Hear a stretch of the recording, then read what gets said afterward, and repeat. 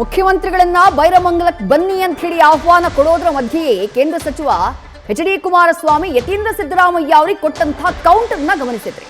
ಆಕ್ರೋಶಗೊಂಡ್ರು ಯತೀಂದ್ರ ಸಿದ್ದರಾಮಯ್ಯ ಅವರ ಹೇಳಿಕೆಯ ಪ್ರಸ್ತಾಪ ಮಾಡಿದಂತಹ ಸಂದರ್ಭದಲ್ಲಿ. ಇಷ್ಟಕ್ಕೂ ಯತೀಂದ್ರ ಸಿದ್ದರಾಮಯ್ಯ ಅವರು ಹೇಳಿದ್ದೇನು?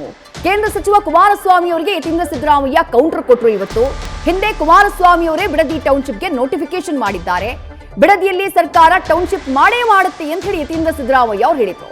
ಸರ್ಕಾರ ನಡೆಯುವ ಜಾಗದಲ್ಲಿ ಈ ಕುರಿತು ಚರ್ಚೆಯಾಗಬೇಕು, ಬೀದಿನಲ್ಲಿ ಕೂತು ಚರ್ಚೆ ಮಾಡೋದಕ್ಕೆ ಸಾಧ್ಯ ಇಲ್ಲ ಅನ್ನುವಂತಹ ಸ್ಟೇಟ್ಮೆಂಟ್ ಅನ್ನ ಕೊಟ್ಟರು ಯತೀಂದ್ರ ಸಿದ್ದರಾಮಯ್ಯ.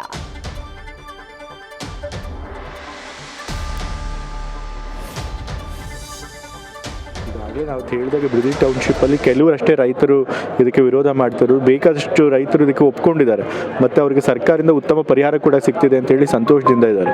ಮತ್ತು ಈ ನೋಟಿಫಿಕೇಶನ್ ಮಾಡಿರೋದು ಕೂಡ ಹಿಂದಿನ ಸರ್ಕಾರ, ಅದು ಕುಮಾರಸ್ವಾಮಿ ಅವರೇ ಮುಖ್ಯಮಂತ್ರಿಗಳಾಗಿದ್ದಾಗ. ಈಗ ನಾವು ಮತ್ತೆ ಡಿನೋಟಿಫಿಕೇಶನ್ ಮಾಡೋಕ್ಕಾಗೋದಿಲ್ಲ.